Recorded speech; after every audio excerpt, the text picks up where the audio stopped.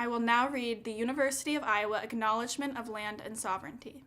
The University of Iowa is located on the homelands of the Ojibwe and Anishinaabe, Bahoji, Iowa, Kickapoo, Kickapoo, Omatmanewak, Menominee, Miamika, Miami, Natuchi, Missouri, Omaha, Omaha, Wazaji, Osage, Jaware, Oto, Odawa, Ottawa, Ponca, Ponca, Potawatomi, Nishnawbe, Potawatomi, Meskwaki, Nemahaki, Sakawaki, Dakota, Lakota, Nakota, Sanish, Nubaga, Nuweta. and the Ho-Chunk Nations. The following tribal nations: the Omaha Tribe of Nebraska and Iowa, Ponca Tribe of Nebraska, Sac and Fox Nation of the Mississippi and Iowa, and Winnebago Tribe of Nebraska continue to thrive in the state of Iowa, and we continue to acknowledge them. As an academic institution, it is our responsibility to acknowledge the sovereignty and the traditional territories of these tribal nations, and the treaties that were used to remove these tribal nations, and the histories of dispossession that have allowed for the growth of this institution since 1847. consistent with the university's commitment to diversity, equity, and inclusion. Understanding the historical and current experiences of Native peoples will help inform the work we do. Collectively, as a university, to engage in building relationships through academic scholarship, collaborative partnerships, community service, enrollment and retention efforts, acknowledging our past, our present, and future Native nations.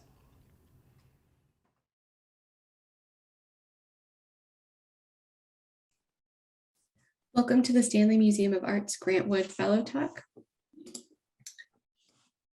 Anxious Landscapes with Elena Smyrniotis. I'm Kimberly Datchett, Curator of Learning and Engagement at the Stanley Museum of Art. This event is closed captioned. You can turn on the captioning by clicking on the closed captioning button at the bottom of your window. We will have time at the end of the presentations for questions, so please add your questions for Elena to the Q&A box. Elena Smyrniotis is the 2021-22 Grant Wood Fellow in Printmaking. She's a multimedia installation artist with a background in architecture. She earned an MFA in printmaking from the University of Notre Dame, an MA in printmaking and drawing from the University of St. Francis, and an MA in architecture and engineering from the State Petroleum University in Ufa, Russia. Elena is interested in cross-disciplinary, collaborative, socially engaged practices that seek to address environmental justice and climate crisis. Her large-scale installations investigate the relationship between architecture, abstracted topography, space, sound, and light to underscore environmental anxieties in constructed landscapes. Recently, Elena developed the Bee Project, a sustainable art installation created in collaboration with the UI Office of Community Engagement, the Grant Wood Art Colony, Indian Creek Nature Center, and Czech Village, New Bohemian District in Cedar Rapids, Iowa. Welcome, Elena, and thank you for joining us tonight. Thank you so much, Kimberly, for your introduction. This talk concludes 2 years of my fellowship as Grant Wood Artist Fellow at the University of Iowa. Despite all that these past 2 years had thrown at us, it was very constructive and dynamic years for me. I was able to create a few installations and to develop a public art project. I want to thank Fellowship for helping me and for making things possible. Here at the first slide, you can see my first installation named Labyrinth that I created in October of 2020 at the beginning of my fellowship. This installation is at the Grant Wood Artist Colony at the Colony House. This is my other piece that I created during my fellowship named Oasis. This is a piece from installation of Grant Wood Fellows at the Levitt Gallery in September of 2021. The name of this show was Hold the Line. This is another sculpture from exhibition Hold the Line at the Levitt Gallery, shown in 2021. This is the B project that I started 2 years ago, and it is still in a very active stage. Currently, this project is in its third location in Gibson Square Park in Iowa City. This summer, the B project is scheduled to move to the Lakeside Laboratory near Acapulco Lake. And finally, installation Dispossessed, which is a main subject of tonight's talk. First, I want to tell you how I got the idea for this installation. The body of work named Dispossessed was motivated by Ice Memory Project, started by French and Italian scientists. The world's glaciers and ice caps have been dramatically shrinking due to the human-made climate change. The United Nations Climate Panel estimated that by the end of this century, we are going to lose most of the planet's ice cover except for Greenland and Antarctica's ice sheet. A lot of nations are depending on glaciers as a source of drinking water, but besides, those glaciers are literally an archive of vital information for the scientists that is getting lost very quickly. Glaciers keep a record of our climate and environment captured in ice. They are the only natural records we have of changes in atmospheric composition throughout millions of years of the history of our planet. They are a valuable contribution to environmental and climate sciences. Each layer of ice stores priceless information in chemicals and particles accumulated during the long period of time. It also contains important information about temperatures when the ice was formed during different periods of time. For instance, traces of metal in melted ice can communicate about volcanic activity in a given period of time when volcano spewed metallic dust into the atmosphere. Scientists hope to unlock secrets in the planet's past and even to study ancient viruses and bacteria preserved in ice. The Ice Memory Project aims to create the first ice library to preserve important scientific information for the next generations when the future technology can obtain even more data from these samples. The project goal is to collect, analyze, and preserve glaciers' ice cores to better understand changes in air composition. We still have very low understanding of how air quality has changed over the centuries. The database will enable us to better understand these variations and to allow future generations to continue this analytical work after the glacier's disappearance. The project was launched by French and Italian glaciologists in 2015. It gained patronage of UNESCO in 2017 to ensure the heritage cores will be owned by the humanity and not by one particular country or nation. These heritage cores must be available to the scientists in the future based on scientific criteria and not on geopolitical criteria. The memory program aims to drill 20 glaciers over the next 2 decades. The works break down in 3 categories: collecting samples chosen for scientific value, performing analysis now to acquire knowledge and to set up database that is open to international scientific community. And the third agenda is building a sanctuary in Antarctica for the long-term storage of valuable ice cores in a cave dug under the snow. In order to collect ice samples, scientists have to perform drilling operation. The drilling equipment includes steel tube with cutting blades. The result is an extraction of an ice cylinder in the size of 1 meter with 10 centimeters in diameter. Each core is placed in a protective cover which stores in isothermal storage boxes until it's transported in a refrigerated container. The collected ice cores are transported to and stored in the Ice Memory Sanctuary in Concordia, Antarctica.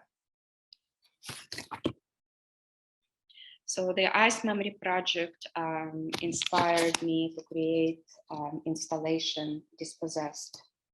I will read short artist statement for this installation. For hundreds and thousands of years, ice has been a permanent feature of our planet until now. Irresistible and pristine bodies of ice are disappearing around the world due to the rising temperatures.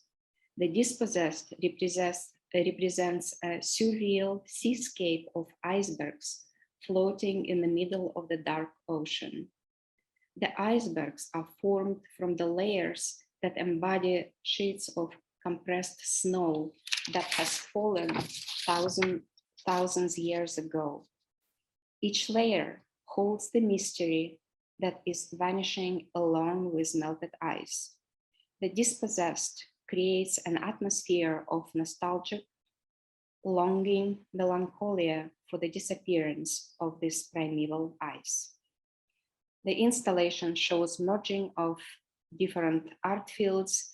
It unifies sculpture, architecture, light, and sound. The installation took place at the Black Box Theater in CSPS and Cedar Rapids. It offers basic sound equipment and theater lights. The space of the Black Box Theater was perfect for this installation. Black color and absence of windows help to manage light conditions in order to focus on the sculptures. To achieve this goal, all lights were directed towards the sculptures and away from the walls. The brightness and color of the lights were adjusted with the help of gels and filters. I wanted to create the effect of expanded space and to make the walls to almost disappear. The aim was to transform existing space when experienced space transcends actual physical parameters of the room. I was given the whole month to install Dispossessed, and it was a luxury. Normally, galleries or museums will give you a few days or up to 1 week to install, and it can be a lot of pressure. This extra time gave me an opportunity to play with composition and to reassemble sculptures a few times, and to add a few hanging pieces to adjust light and sound. The construction began in the basement of the Colony House in the Grantwood Art Colony. Here you can see one of the first assemblages of the main piece. All layers are stacked, numbered, and ready to be de-assembled and moved to the exhibition space. Here you can see the beginning of installation at the Black Box Theater. You can see the layers are ready to be assembled back into the sculptures. In the middle of the floor, you can see the platform 9 by 12 feet built from the mirrors, where the main sculpture will be standing.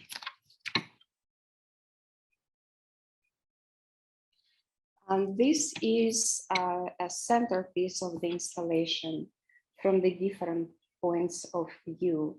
As you move through the space, the shape of the sculptures is changing depending on the angle of observation, distance, and the direction of the light. The shapes are referencing organic forms of the tree, coral, cloud, or sail. The largest sculpture is over 12 feet tall and is placed on the top of the mirror platform. The mirror surface with a reflected sculpture is referencing the surface of the ocean and creating the illusion of the space beyond the floor, just like an actual iceberg is partly submerged in the water. Most of the sculptures are standing. I have a few smaller pieces that are hanging and 3 pieces that are climbing up the back wall.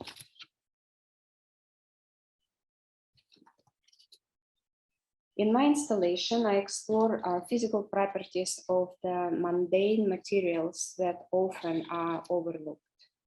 I use foam board and foam core to build my sculptures. They are not glued together. They are stacked and standing under their own weight. The sculptures are repeating the ways the real glaciers are formed from the layers of snow, when each year new layer bury and compress the previous layers. My sculptures repeat these building patterns when new layers are placed on the top of existing layers.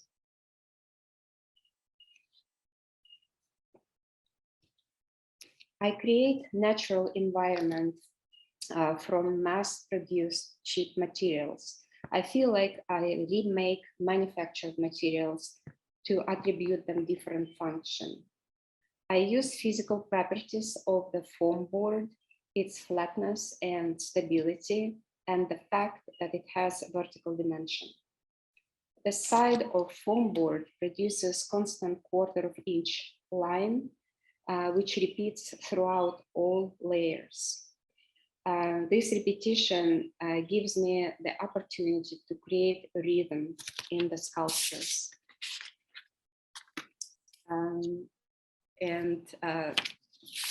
The sculptures, these lines are almost like a hand-drawn repetitive lines in the space that outline the sculptures.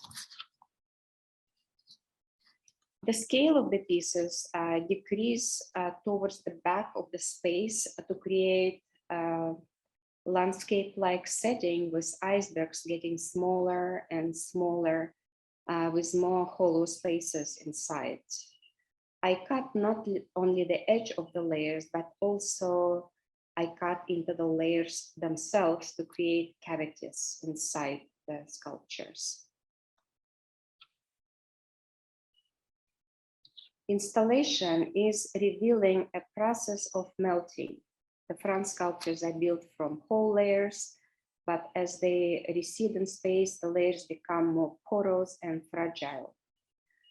Icebergs on the back of the space look like skeletons of the sculptures. You see, you can almost see through them. This topographical cut I make at the edge of each layer takes attention away from the material they are made of. And this line at the edge of each layer creates the shadow that repeats the contour of the previous layer. The spacers are made from foam as well. It is very strong material. Even after I melt holes inside and shape it and cut them into spacer, they still can hold a lot of weight. I am giving them organic porous forms, something that looks like a result of erosion process or recaps ice melting process. I was cooperating with stage light artist Kimberly Fain from the Department of Theater to create light for this installation. We used a variety of light fixtures, including stage lights, black light, variety of blue lights, teal, light purple, and some warm shades like light pink and orange. We played with gels. We placed some lights on the floor and attached some of them onto the walls. It was amazing to see how different lights were getting mixed up together and creating new colors. The sculptures are white, so are the spacers, and they accept color very well. Since the layers are separated by the spacers, the light was bouncing from one surface to another to multiply the colors and producing new shades. It was very easy to go overboard, especially with black lights, because they can be quite overwhelming and confusing. But at the end, I think we achieved the right balance between all of them. At the entrance, I had to leave one regular yellow headlight to create this transitional space for the viewer to adjust to the light situation. All lights were aimed away from the walls. I already said that, and directed onto the sculptures. It helped to push walls back virtually and to expand the existing space and to create the illusion of being in the middle of the dark ocean.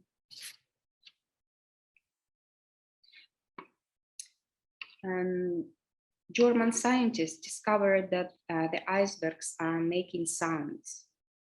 The sounds are coming from the water flowing within the iceberg's network of crevices and tunnels.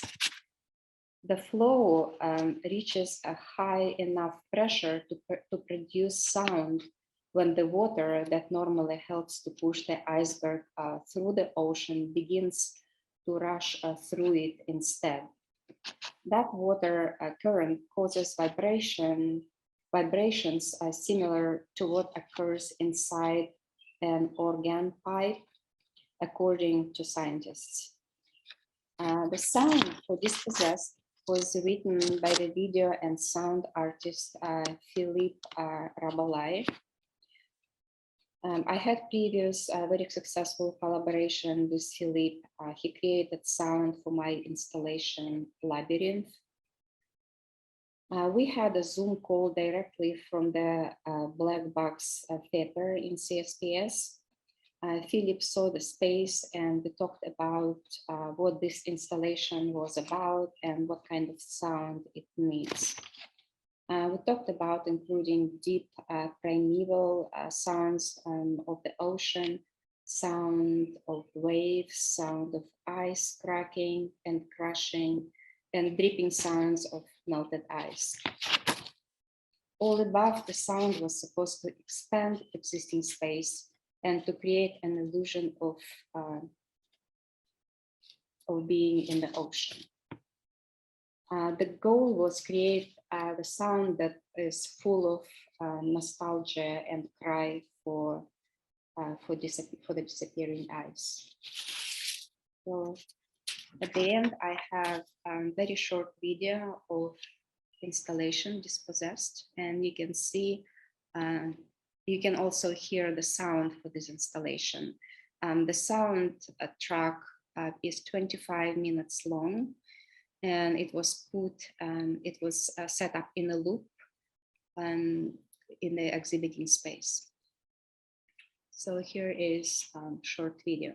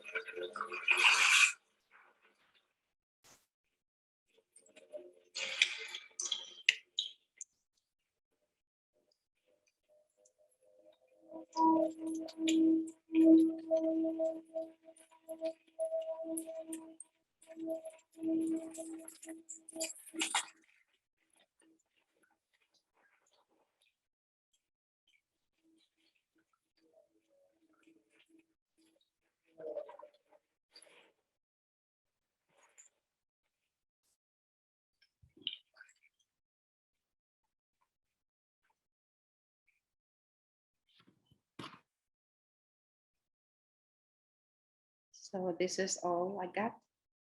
I am ready to answer your questions. Thanks, Elena. Any questions that people have, you can put those in the Q&A box and I'll pose those to Elena for you. Thanks for sharing all of the work that you've done, and especially Dispossessed. I had no idea about the ICE memory project. How did you first come across that?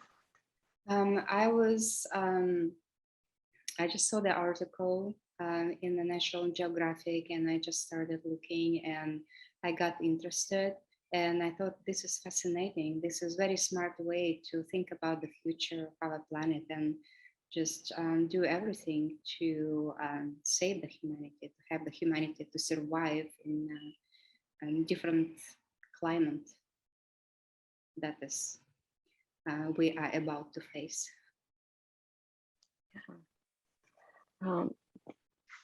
As you're going through Dispossessed, does the light or sound, the sound loops, but does the light change during the day, or does it rotate as well, or is it kind of a fixed lighting situation? Well, it was fixed light situation, but because it was quite dark, but not dark enough to get lost or stumble into the sculpture. It was very manageable to move through. So and the light was kind of intense because we had this very interesting mixture of black light and colored lights and stage lights, and we tried to be very careful because the stage lights, they are created for the stage, not for the installation. So we were trying to adjust them the way so they don't blind the viewer when they come into the space. So, but there was a lot of space to move through, and through the icebergs, and as you move the light was changing, not because it was actually physically changing, but because you were moved through, and there was different shades of blue color and some warm colors as well. Could you, since you were talking about the lights, and that's a big collaborative effort, as is the sound and the video, can you talk about how you approach collaboration in your projects? I was able to collaborate because I was given this the whole month for the installation, so there was time to really think about it and see what's available. Most of the lights that were available were kind of old, so we had to buy some new lights, and we had enough time to figure this out and find the colors that we need.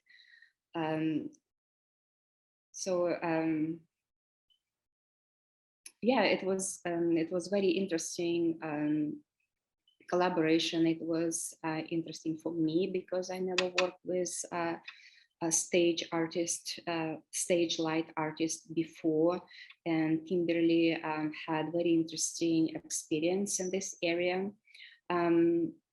However, she never did lighting for the sculptures created by the artists. So she was working with stage lights. So we had a lot to think about how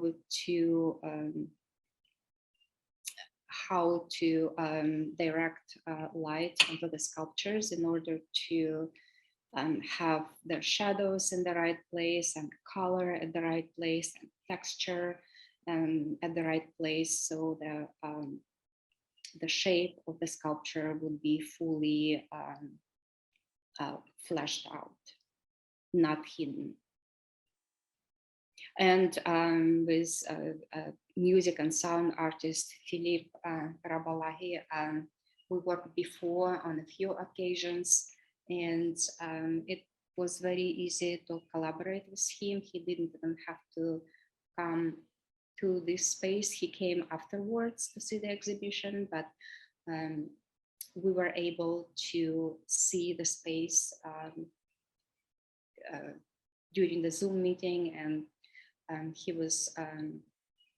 we have really good understanding. He had really good understanding of what I want from him, and he did exactly that.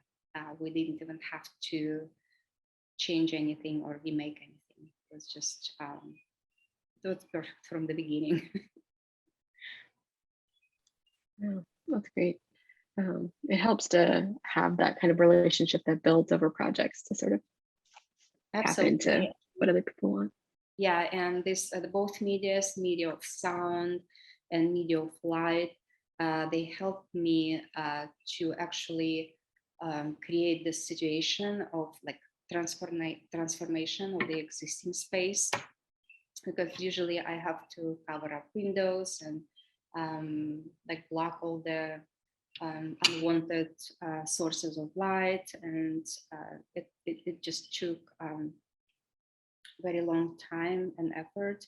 But in the case of Black Box Theater, everything was there: a sound system and equipment and lights, and like the whole place served a very good purpose for this installation. Yeah, sounds like everything came together perfectly for this project, with the space and the idea. Is this still on view at the Black Box Theater, or has it closed already?